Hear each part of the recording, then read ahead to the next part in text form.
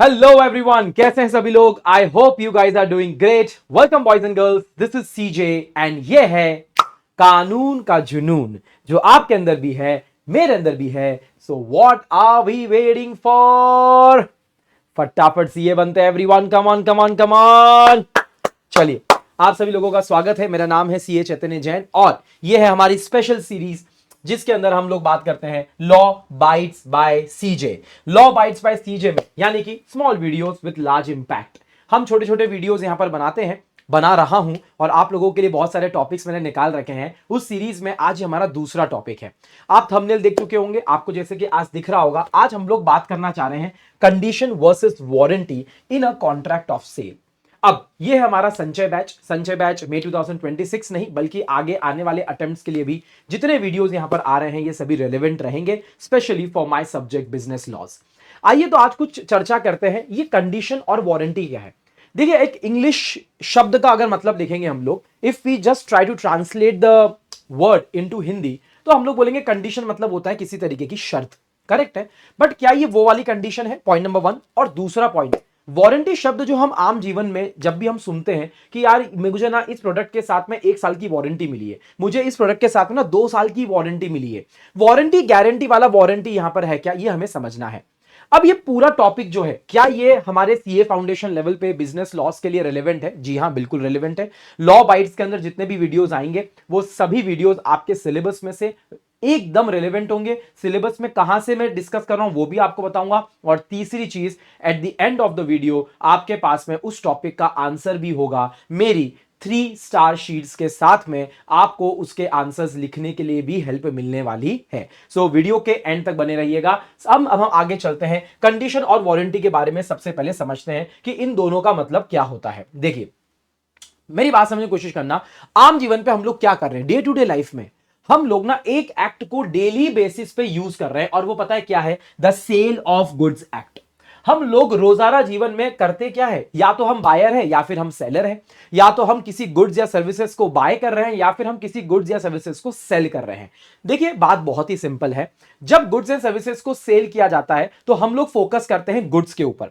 और गुड्स के ऊपर फोकस क्यों करते हैं? क्योंकि सेल ऑफ गुड्स एक्ट है। अब यहां पर मैं गुड्स की डेफिनेशन तो आपको नहीं पढ़ाऊंगा, बट मैं पूरा फ्लो एकदम सेट करता हूं वीडियो के अंदर। गुड्स के अंदर आपके सारे मूवेबल चीजें ही आती है, इमूवेबल चीजें नहीं आती है। जैसे आपका रियल एस्टेट, लैंड, प्रॉपर्टी के सेल के बारे में यहां पर बात नहीं करी जाएगी, वो बात करी जाएगी the transfer of property act के अंदर, टोपा के अंदर। अब सेल ऑफ गुड्स एक्ट के अंदर आपके पास में बहुत सारे टॉपिक्स रहते हैं, जैसे कि कॉन्ट्रैक्ट ऑफ सेल कैसे बनता है, कॉन्ट्रैक्ट ऑफ सेल और अग्रीमेंट में डिफरेंस क्या होता है। अगर मैं किसी चीज को आज यहां पर सेल कर रहा हूं और उसकी प्रॉपर्टी आज ही ट्रांसफर हो रही है इमीडिएटली, तो वो कॉन्ट्रैक्ट ऑफ सेल होता है। लेकिन जब मैं ये कहता हूं कि मैं आपको ये प्रोडक्ट सेल करूंगा in the future, at a future date, तो मैं ये बोल रहा हूं कि आज अग्रीमेंट कर रहे हैं, प्रॉपर्टी ट्रांसफर करी जाएगी एट अ फ्यूचर डेट, तो वो कहा जाता है अग्रीमेंट टू सेल। यहां पर सेल और सेल का फर्क है। जो सेल है वो आपका एक हम कह सकते हैं कि एक नाउन है, और सेल करना आपके लिए एक वर्ब है, यानी किसी चीज को बेचना। मेरी बात समझने की कोशिश करना। यूनिट नंबर 2 पूरी यूनिट इन्हीं दो टॉपिक्स के बारे में बात करती है, तो आज इसके बारे में सिंपल चर्चा करते हैं। बट कंडीशन ऑफ वारंटी को समझने के पहले आपको समझना पड़ेगा कि यार ये रिप्रेजेंटेशंस क्या होती है, स्टिपुलेशन क्या होता है। क्योंकि बिलीव मी, जब आप आगे बढ़ोगे तो आपको डेफिनेशन के अंदर यही दो शब्द देखने के लिए मिलेंगे। अब इसको ना समझना पड़ेगा एक छोटे से एग्जाम्पल के साथ में।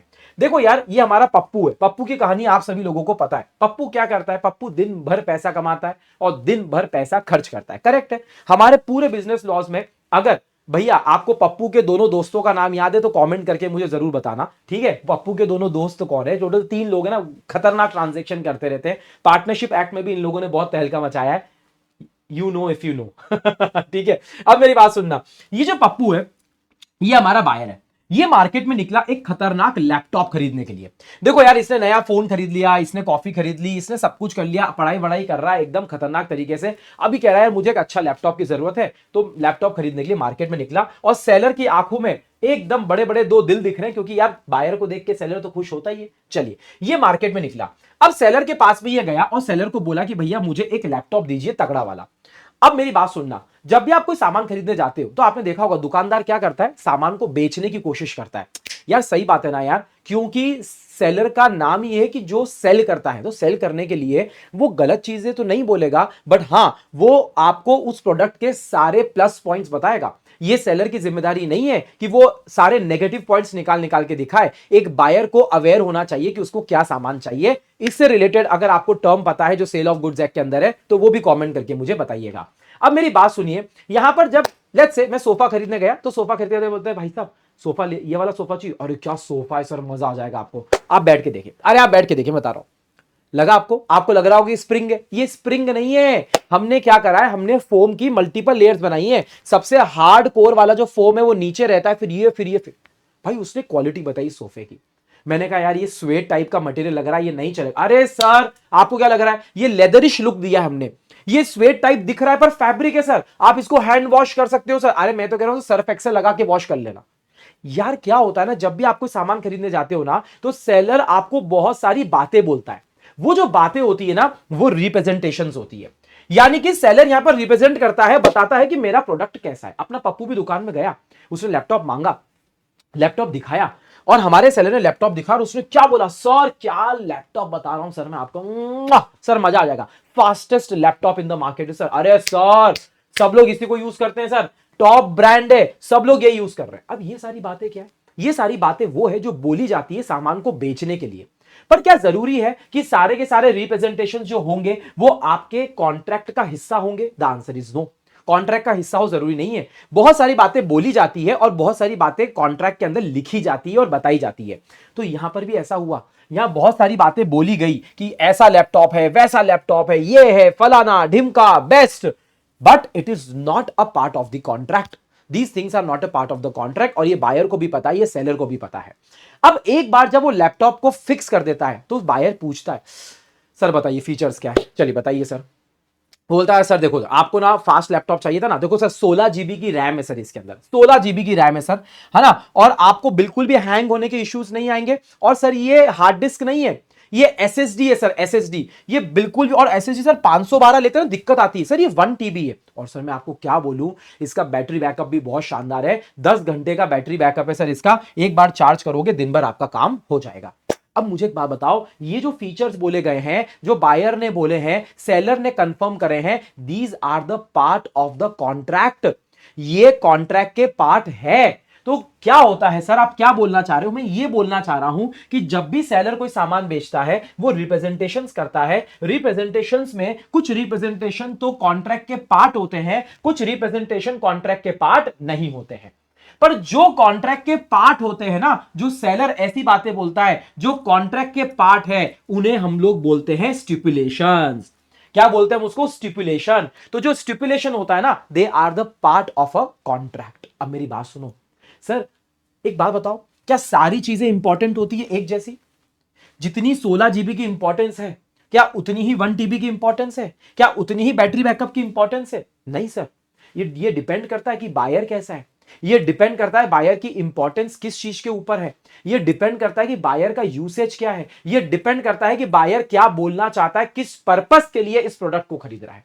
मतलब मैं ये बोलना चाह रहा हूं कि कौन सी चीज ज्यादा इंपॉर्टेंट है और कौन सी चीज कम इंपॉर्टेंट है, it solely depends on the contract. हम कोई ऐसा रूल नहीं बना सकते, लेकिन अगर हम डिवाइड करना चाहे तो बिल्कुल डिवाइड कर सकते हैं कि कुछ स्टिपुलेशंस ऐसे होते हैं जो कम सिग्निफिकेंस वाले होते हैं, और कुछ स्टिपुलेशंस ऐसे होते हैं जो ज्यादा सिग्निफिकेंस वाले होते हैं। तो सर आप हमें कहां ले जाना चाह रहे हो? आपने रिप्रेजेंटेशन समझ लिया, आपने स्टिपुलेशन की डेफिनेशन समझ ली।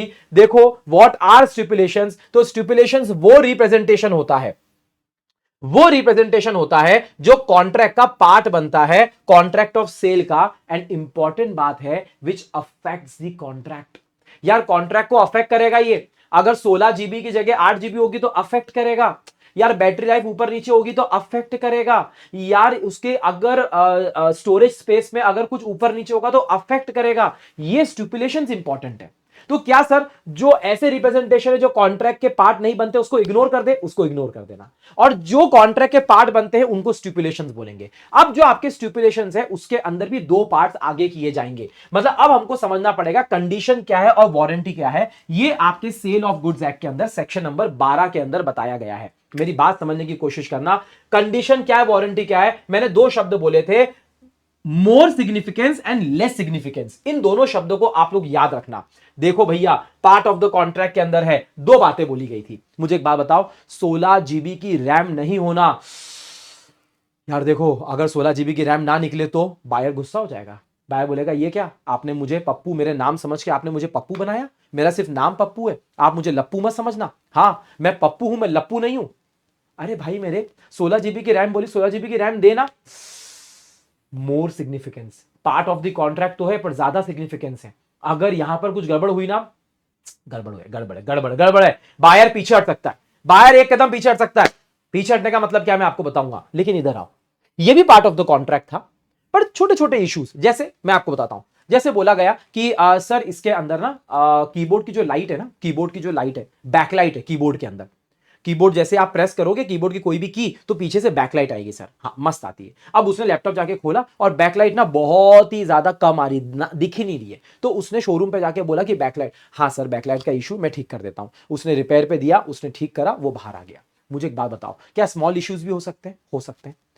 क्या रिप्रेजेंटेशन के अंदर स्टिपुलेशंस होते हैं? कुछ स्टिपुलेशंस होते हैं जो ज्यादा इंपॉर्टेंट होते हैं, कुछ स्टिपुलेशन होते हैं जो कम इंपॉर्टेंट होते हैं। तो सर दो मुझे एक बात बताओ, अगर ये नहीं हुआ तो क्या होगा और ये नहीं हुआ तो क्या होगा? भाई साहब, जो ज्यादा सिग्निफिकेंट वाले स्टिपुलेशन होते हैं उन्हें ही कंडीशन बोला जाता है, और जो लेस सिग्निफिकेंट वाले स्टिपुलेशंस होते हैं उन्हें वारंटी बोला जाता है। मतलब अगर इन दोनों में से कुछ भी गया, कुछ भी हिला, कुछ भी नहीं मिला तो बायर सैड हो जाएगा।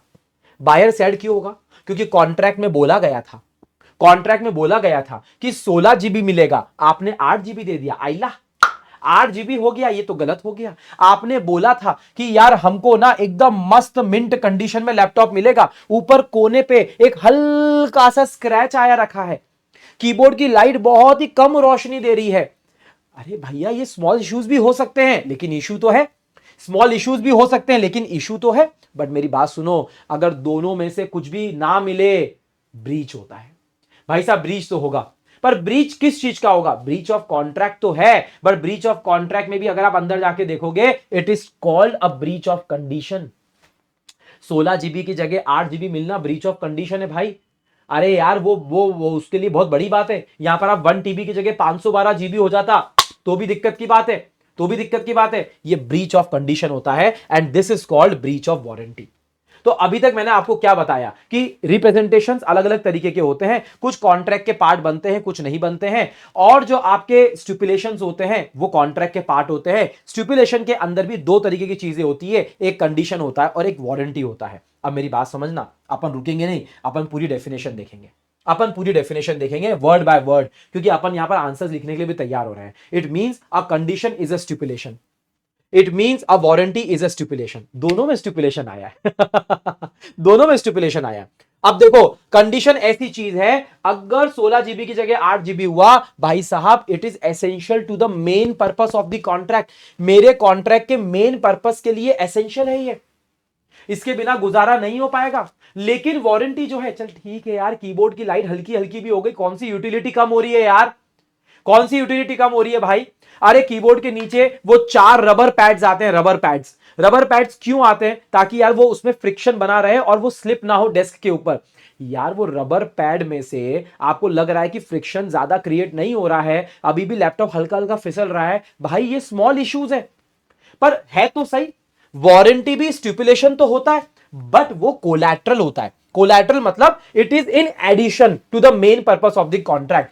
हालांकि कंडीशन जो होती है वो एसेंशियल होता है, बट ये कोलैटरल होता है। दोनों का ब्रीच हुआ तो क्या होगा ये बता दो सर। अगर दोनों का ब्रीच हो गया तो सुनना, breach of condition is a heavier thing, breach of condition is a heavier thing. मतलब ब्रीच ऑफ कंडीशन अगर हो गई, बायर बोलेगा आपका लैपटॉप लो, मुझे नहीं चाहिए।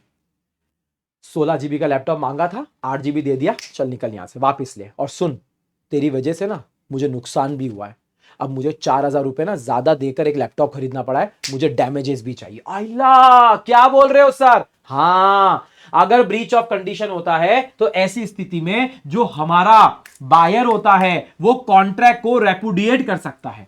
सर रेपुडिएट करेगा तो डैमेजेस भी ले सकता है, लिखा हुआ नहीं है पर दोनों बातें हैं, वो रेपुडिएट भी करेगा और वो डैमेजेस भी लेगा। लेकिन बात सुनो, अगर आपका यहां पर स्टिपुलेशन कौन सा वाला? कम सिग्निफिकेंस वाला, यानी कि वारंटी का अगर ब्रीच होता है तो क्या यहां पर जस्ट बिकॉज मेरे लैपटॉप की जो लाइट है वो कम जल रही है, क्या मैं पूरा का पूरा लैपटॉप मैं कैंसिल कर सकता हूं पूरा कॉन्ट्रैक्ट? नहीं, मैं कॉन्ट्रैक्ट को रेपुडिएट नहीं कर सकता हूं मेरी जान। नहीं नहीं नहीं नहीं, नहीं। मैं सिर्फ डैमेजेस ले पाऊंगा, मैं डैमेजेस ले पाऊंगा।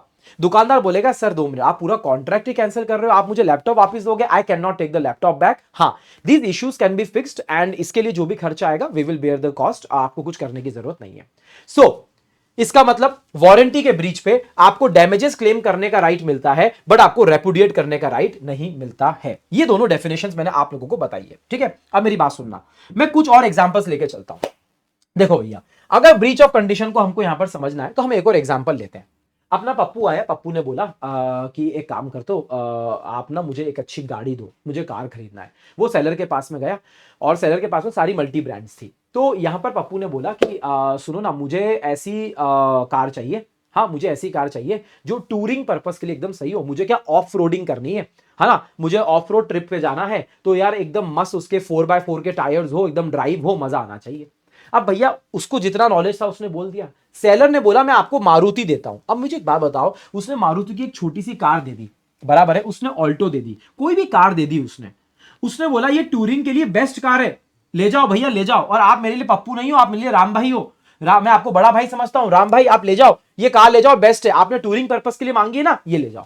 अब मुझे एक बात बताओ, 2 दिन के बाद में वो आता है कि इस इंजन की इतनी कैपेसिटी नहीं है, 4x4 नहीं है, ये ऑफ रोडिंग के लिए बनी नहीं है, आपने मुझे क्या चिपका दिया? It is a breach of condition. Car should be suitable for the purpose जो बोला गया है, और अगर आप जिस पर्पस के लिए कार बेची है वो उसके लिए नहीं होता है, then it is a matter of concern and it is a breach of condition. यहां पर जो हमारे राम भाई है वो कॉन्ट्रैक्ट को रेपुडिएट करेंगे और डैमेजेस भी लेंगे। लेकिन इस तरफ आ जाओ, यहां पर मैं आया और मैंने बोला मुझे एक अच्छी सी कार दो, मैंने कुछ भी नहीं बोला, मैंने टूरिंग पर्पस वगैरह के बारे में कुछ भी नहीं बोला, मुझे एक अच्छी सी कार चाहिए, मैंने बोला मुझे सिटी ड्राइव के लिए चाहिए, छोटी कार चाहिए। तो सही किया, सेलर ने यहां पर हमको वही ऑल्टो दी और हम कार लेकर आ गए भैया, सिटी में चला रहे, बढ़िया चला रहे। और 2 दिन हुए थे कि उसका हॉन्क जो है, यानी कि उसका जो अरे हॉर्न हॉर्न हॉर्न जो है वो चल नहीं रहा है, वो हॉन्क नहीं कर पा रहा है। तो भैया पीप पीप पीप नहीं हो पा रहा है। वो शोरूम पे आता है, बोलता गाड़ी वापस ले लो, मुझे नहीं चाहिए। क्यों, क्या हो गया सर? उसका हॉर्न नहीं चलता है। अरे सर वो तो 2 मिनट की बात है, हम फिक्स कर देंगे। अरे खर्चा आएगा बाहर जाऊंगा तो, और मैंने 2 बार ठीक करवा लिया। कैसी बातें करते हो, मैं आपके पास में तीसरी बार आया हूं, 2 बार मैंने बाहर थर्ड पार्टी से ठीक करवाया, हॉर्न अलग अलग लगवाए। सर कोई बात नहीं, आपका जो खर्चा आया हुआ है वो भी हम, आपने जो 2 बार खर्चा किया वो हम दे देंगे आपको, और इस बार भी मैं आपको free of cost company fitting करके देता हूं, आप चिंता मत करो। पर हम कार वापस नहीं ले पाएंगे। क्यों? It is a breach of warranty.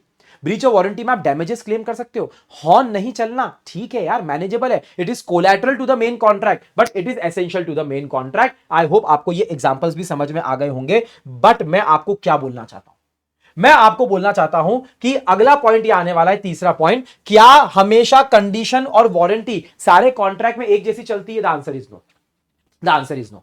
Sir क्या ऐसा हो सकता है कि मेरे लिए ये कंडीशन है पर दूसरे के लिए वारंटी हो सकती है? हो सकता है। क्यों सर? ये डिपेंड करता है ऑन द कॉन्ट्रैक्ट, ये डिपेंड करता है on the intention of the parties, ये डिपेंड करता है on the importance given in the contract. मैं आपको एक एग्जांपल लेके बताऊंगा, आपको समझ में आएगा। अभी तक मैंने आंसर की नहीं बताया, पहले सब कुछ डिस्कस कर रहा हूं फिर आंसर की बताऊंगा। मुझे एक बात बताओ, एग्जांपल आप लोगों के सामने है, एक सिंपल सी बात बताना यार, मैं एक ही टर्म यानी कि एक ही चीज पकड़ता हूं, ठीक है, और उसके ऊपर अपन ना कंडीशन और वारंटी दोनों को अप्लाई करेंगे। अपन लैपटॉप परचेस कर रहे थे, मुझे एक बात बताओ, पप्पू ने स्पेसिफिकली लैपटॉप क्यों खरीदा? मैं बताऊं, क्योंकि वो बहुत ज्यादा ट्रैवल करता है, वो ट्रैवल करता है और उसके लिए ट्रैवलिंग बहुत ही ज्यादा इंपॉर्टेंट है। तो उसके लिए इंपॉर्टेंट क्या था? Battery life. अब बैटरी लाइफ 10 घंटे की बोली गई थी, 10 घंटे की बैटरी लाइफ नहीं मिलने पर यहां पर पप्पू बोलता है कि मैं इस लैपटॉप को रिजेक्ट करूंगा। मैं ये क्यों लिया मैं फिर मैकबुक लेता ना जिसकी बैटरी लाइफ ज्यादा है, हालांकि वहां पर भी नहीं है मैं एसूस लेता, मैं कोई दूसरा ब्रांड लेता जहां पर बैटरी लाइफ ज्यादा है, दूसरा प्रोडक्ट लेता।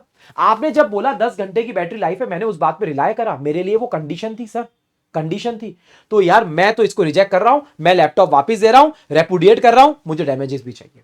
लेकिन यही बात, मुझे एक बात बताओ, अगर यहां पर पप्पू ट्रैवल नहीं करता है और वो सिर्फ नॉर्मल होम यूज के लिए, ऑफिस यूज के लिए लैपटॉप ले रहा है, तो उसके लिए बैटरी की कंडीशन जो है, बैटरी की जो टर्म है, वो एक कंडीशन नहीं, एक वारंटी के ब्रीच के अंदर जाएगी। क्यों? अगर लैपटॉप 10 घंटे नहीं चल रहा है, 6 घंटे चल रहा है, 8 घंटे चल रहा है, तो वो बोलेगा इतना तो होता ही है यार, मैं दिन भर घर पे रहता हूं, मैं चार्जिंग पे लगा दूंगा, मेरा काम चल रहा है। पर हाँ, मैं कंपनी को जाके बोलूंगा कि ये क्या करा आप लोगों ने, अगर कुछ डैमेजेस लेना है तो वो ले सकता है। तो यार मेरी बात सुनो, अगर होम ऑफिस यूज के लिए तो चलता है, काम चल जाएगा, लेकिन अगर ट्रैवलिंग के लिए है तो ये लैपटॉप बेकार है। क्या बताया मैंने आपको बताया कि एक स्टिपुलेशन कंडीशन भी हो सकता है, वारंटी भी हो सकता है, अलग अलग कॉन्ट्रैक्ट के अंदर। ये हमने अगला पॉइंट यहां पर डिस्कस किया है।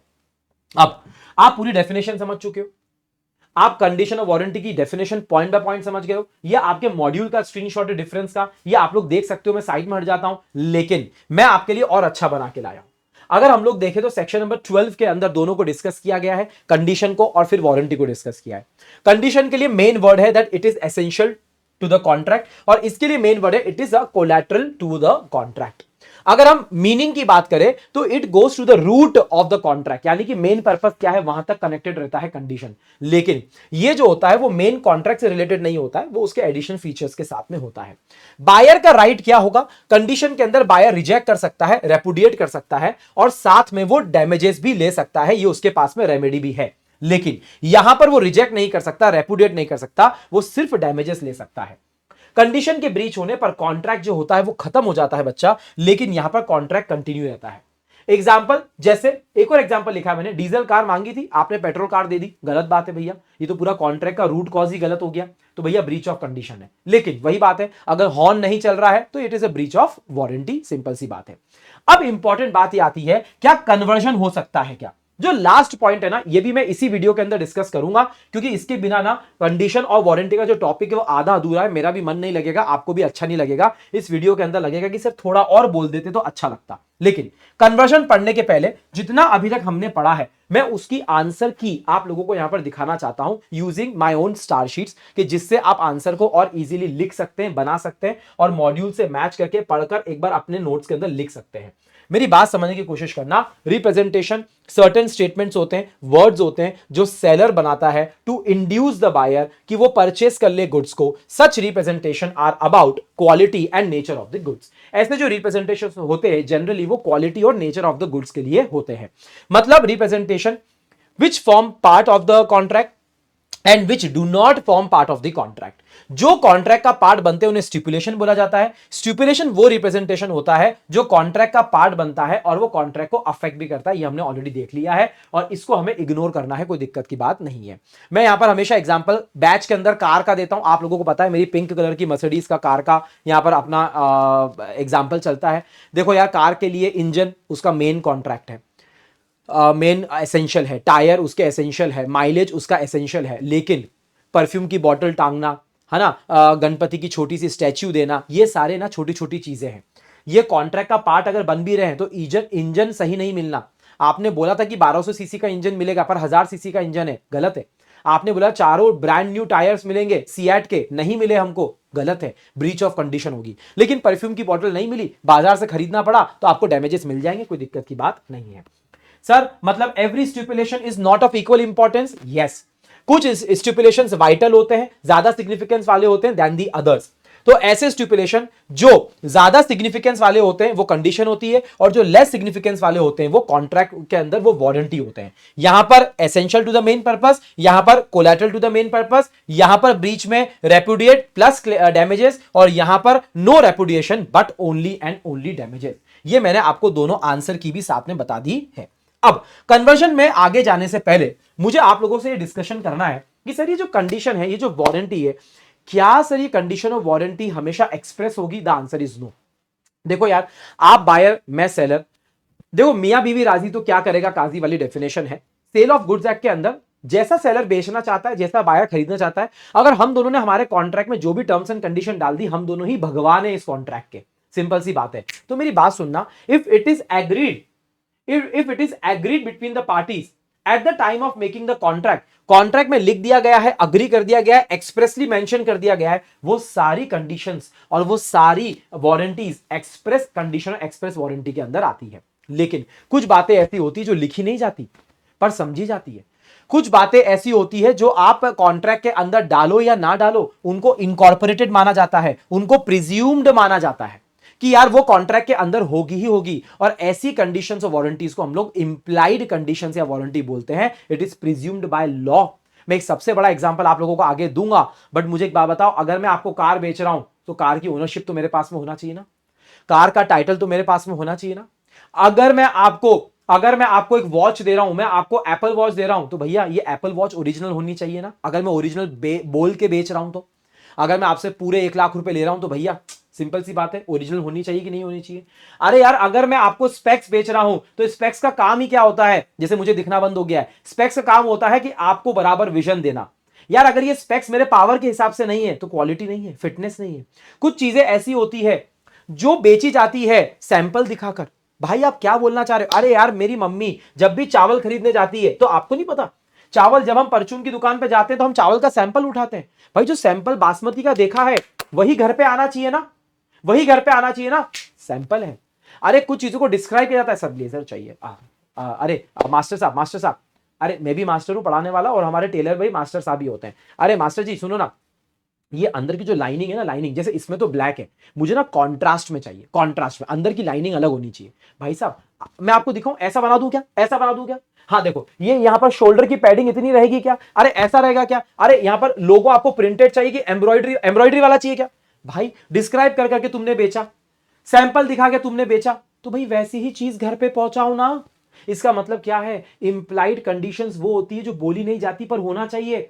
जैसे कंडीशन एज टू टाइटल, जैसे डिस्क्रिप्शन के हिसाब से, सैंपल के हिसाब से, सैंपल और डिस्क्रिप्शन दोनों के हिसाब से, क्वालिटी फिटनेस एकदम बराबर होना चाहिए, होलसमनेस खाने के पदार्थों में। यार अगर आप कर्ड बेच रहे हो, कर्ड एक्सपायर्ड है, होलसमनेस नहीं है, कंडीशन एज टू होलसमनेस का ब्रीच है। और मर्केंटेबिलिटी, मर्केंटेबिलिटी यानी कि वो बेचने लायक होना चाहिए और एक कॉमन ऑर्डिनरी प्रूडेंस का आदमी उसको यूज कर सके, वैसा होना चाहिए, मर्केंटेबिलिटी होनी चाहिए।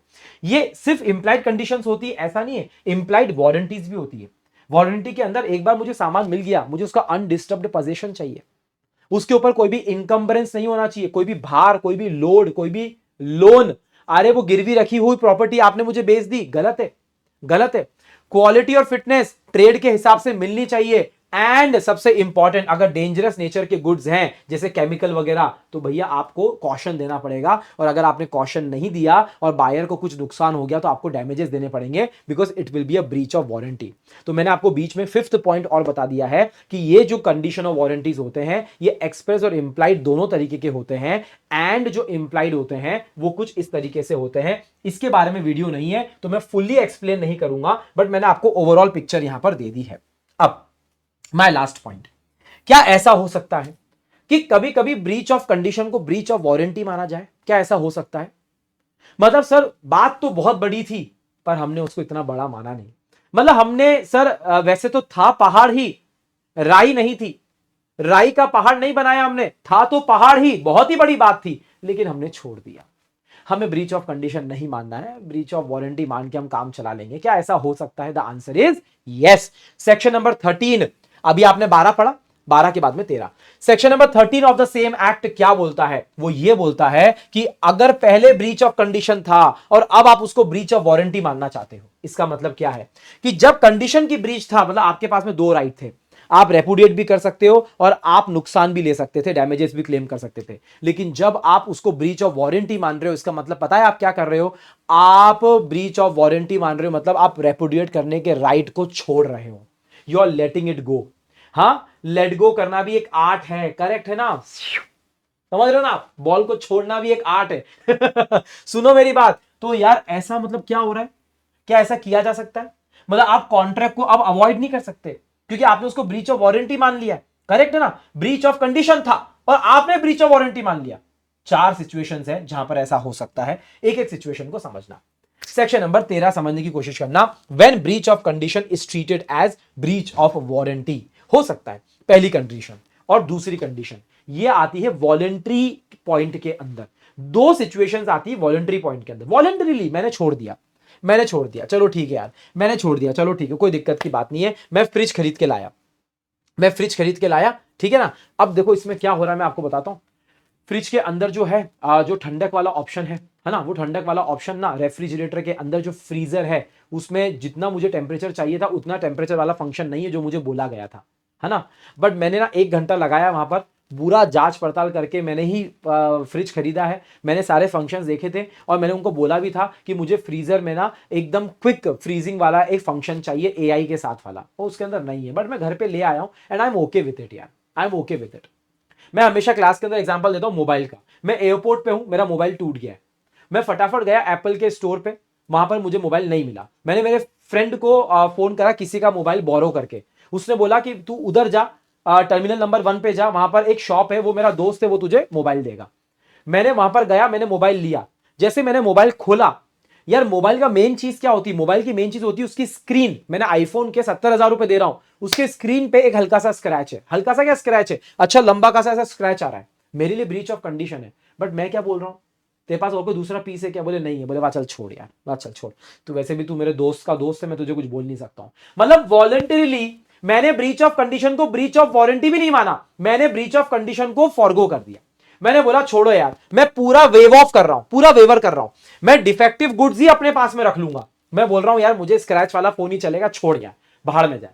Buyer chooses not to reject the goods, तो यार सिंपल सी बात है, आपने ब्रीच ऑफ कंडीशन को ब्रीच ऑफ कंडीशन माना ही नहीं। लेकिन यहां पर क्या हो रहा है, ये वाला आदमी तो संत आदमी था। अब यहां पर मेरे अंदर का मारवाड़ी इंसान क्या बोला कि सुन भाई, नहीं नहीं नहीं नहीं नहीं, मैं ये फोन ले जा रहा हूं, स्क्रैच है इसके ऊपर, सुन 70,000 में से 15,000 काट, मैं तेरा डिफेक्टेड गुड्स है, देख तेरा डिफेक्टेड गुड्स है, तेरे पास कोई दूसरा पीस नहीं, मैं ले जा रहा हूं, पर इसका ये मतलब नहीं है कि स्क्रैच वाले फोन के 70,000 दूंगा, नहीं, मैं तुझे 55,000 रुपए दूंगा, 55,000। तू सुन, 55,000, 15,000 काट ले, डिस्प्ले बाहर जाऊंगा, नए 15,000 का आएगा, ठीक है। मतलब इस वाली सिचुएशन में बायर ने ब्रीच ऑफ कंडीशन को ब्रीच ऑफ वारंटी माना है। मतलब बायर बोल रहा है कि मैं डिफेक्टेड गुड्स रखूंगा तो सही, पर मैं उसको रिजेक्ट नहीं कर रहा हूं, मैं ब्रीच ऑफ कंडीशन को ब्रीच ऑफ वारंटी मानूंगा। ये दो सिचुएशंस आपकी वॉलंटरी वाली सिचुएशंस होती है। इसके बाद में दो सिचुएशन आती है जो वॉलेंट्री नहीं है बट कंपलसरी है। अब इसके अलावा और कोई रास्ता नहीं है। इसमें तीसरी सिचुएशन है एक्सेप्टेंस ऑफ गुड्स। आपने गुड्स को एक्सेप्ट कर लिया, गुड्स को आपने एक्सेप्ट कर लिया। भैया मैं टीवी लाया और मैंने टीवी का स्पीकर चेक किया घर पे आके, और स्पीकर उसका सही नहीं चल रहा था। मैंने क्या करा, मैंने अपने फ्रेंड को बुलाया, है ना, और मैंने स्पीकर उसके जो कंपनी फिटिंग वाले थे वो निकलवा लिए, और मैंने उसके अंदर सोनी के स्पीकर डलवा दिए। मैंने उसमें अटरम शटरम कुछ ना कुछ यहां पर चेंजेस करवा दिए, ऑल्ट्रेशन करवा दिए। भैया सिंपल सी बात है, मैं अब टीवी एक्सेप्ट करना ही पड़ेगा, कर लेता हूं क्या, मैं एक्सेप्ट करना ही पड़ेगा, क्योंकि या तो बायर ने गुड्स को एक्सेप्ट कर लिया है या पार्ट ऑफ द गुड्स को एक्सेप्ट कर लिया है। आपने ऐसा कुछ कर दिया है कि अब वो गुड्स एक्सेप्टेंस में अंदर माने जाते हैं। जैसे मैं चावल लाया, चावल खरीद के लाया, अब वो बासमती जो आया वो वाला बासमती नहीं है जो मैंने मंगवाया था, लेकिन मैंने क्या करा, उसमें से बासमती लिए और मैंने पूरी रसोई के लिए यूज कर लिए आधे, अब आधे ही बचे। भाई साहब अब आपने पार्ट ऑफ द गुड्स को एक्सेप्ट कर लिया है कंपल्सरीली। सर तो फिर क्वालिटी तो सर वो नहीं मिली ना, हाँ तो आप डैमेजेस ले लो ना। आपकी breach of condition is treated as breach of warranty. And the fourth point is excused by law. कभी कभी ना बायर और सेलर के हाथ में कुछ नहीं होता है, गुड्स के अंदर डिले हो गया, गुड्स नहीं आ पाया, तो भैया क्यों भैया, कस्टम में अटक गया था, ये देखो ये पेपर्स है, ये कस्टम ड्यूटी हम लोगों ने भरी है, ये किया है वो किया है। बायर बोलेगा चल ठीक है यार भैया मैं क्या ही कर सकता हूं यार, it is excused by law यार, कस्टम लॉ के हिसाब से सामान इतना टाइम लेता है तो लेता है, मैं कुछ नहीं कर सकता हूं। तो ये टोटल 4 सिचुएशंस है, जिसके अंदर 2 वॉलंटरी वाली है और 2 आपकी सिचुएशंस ऐसी है जो कि आपकी कंपलसरी सिचुएशन है। इन चारों के अंदर सेक्शन नंबर 13 ये बोलता है 13 कि आपकी ब्रीच ऑफ कंडीशन को ब्रीच ऑफ वारंटी माना जाएगा। तो मैंने ना इसके लिए आंसर की आपको दिखाता हूं, आंसर की में आपको क्या लिखना है, there are few circumstances where breach of condition will be treated as breach of warranty, as a result right to repudiate मतलब कैंसिल करने का जो राइट है is lost, hence now only claim for damages can be done. सिर्फ damages आप ले सकते हो, सिंपल सी बात है, means contract can not be avoided even after breach of condition in these cases. कौन सा, पहला और दूसरा वॉलंटरी कन्वर्जन है, तीसरा और चौथा आपका कंपलसरी कन्वर्जन है। पहला दूसरा वॉलंटरी के अंदर क्या आ रहा है, पहला बायर कंप्लीटली वेव ऑफ कर रहा है, एकदम संत आदमी है, बायर बोल रहा है मैं इग्नोर कर रहा हूं, मैं डिफेक्टेड गुड्स ले जा रहा हूं, तू छोड़, मेरा ये वॉलंटरी वेवर है। दूसरे में बायर बोल रहा है कि मैं ब्रीच ऑफ कंडीशन को ब्रीच ऑफ वारंटी मानूंगा, यानी कि मैं डिफेक्टेड गुड्स ले तो जा रहा हूं बट मैं आपसे सिर्फ और सिर्फ डैमेजेस लूंगा, मैं कंप्लीटली वेव ऑफ नहीं कर रहा हूं। तीसरा पॉइंट है कॉन्ट्रैक्ट नॉन सेवरेबल है, नॉन सेवरेबल मतलब आप उसको सेपरेट नहीं कर सकते हो। नॉन सेवरेबल कॉन्ट्रैक्ट है और आपने पार्ट ऑफ द गुड्स को एक्सेप्ट कर लिया है होली या फिर पार्शियली, तो अब आप उसको दे भी नहीं सकते हो, तो ब्रीच ऑफ कंडीशन तो गया आप तेल लेने, अब आप ब्रीच ऑफ वारंटी में डैमेजेस ले सकते हो। And the fourth point is when by the reason which is not under the control of any person, ना बायर के कंट्रोल में है ना सेलर के कंट्रोल में है, it is excused by law, तो ऐसी सिचुएशन में भी breach of warranty, breach of condition, breach of warranty माना जाता है। तो ये टोटल 4 सिचुएशंस हैं जो मैंने आप लोगों को बताई है। इसी के साथ में हमारा ये वीडियो भी यहां पर खत्म होता है। मैंने कुछ तकरीबन 30 मिनट्स ऑड में आप लोगों को यहां पर breach of condition, breach of warranty, condition of warranty का मतलब, वो एक्सप्रेस और इंप्लाइड कैसे होते हैं, वो सेल ऑफ गुड्स एक्ट के अंदर सेक्शन नंबर 12, सेक्शन नंबर 13, आपके इंप्लाइड कंडीशंस कितनी होती है, आपकी इंप्लाइड वारंटीज कितनी होती है, ये सारी चीजें मैंने आप लोगों को समझाने की कोशिश करी है। This is law bites by CJ, small videos but with large impact. अगला वीडियो का इंतजार करना। अगर आपको टाइम टेबल चाहिए, टोटल 5 वीडियोस इस बार लाने वाला हूं, 2 वीडियोस ऑलरेडी हो चुके हैं, this was the second part. अगर आप लोगों को ये लॉ बाइट्स अच्छे लग रहे हैं तो आपको इसमें और कौन से बाइट्स चाहिए जरा मुझे बताना कमेंट करके, और कोई टॉपिक अगर आपको चाहिए तो मैं इन 5 वीडियोस के बाद में उन टॉपिक्स को भी पिक करूंगा और हम इस सीरीज को कंटिन्यू करेंगे कुछ अलग तरीके से, डिटेल तरीके से, ना कि सिर्फ रिवीजन कर रहे हैं, सिलेबस को कंप्लीट कर रहे हैं और आंसर्स को भी देख रहे हैं। सो लॉ बाइट्स में इतना ही, वापिस से आपका सीजे मिलेगा in the next one. Until then, thank you so much, bye bye, take care, have a good day, and most important, love you all. Thank you so much guys. Bye bye, take care, bye bye.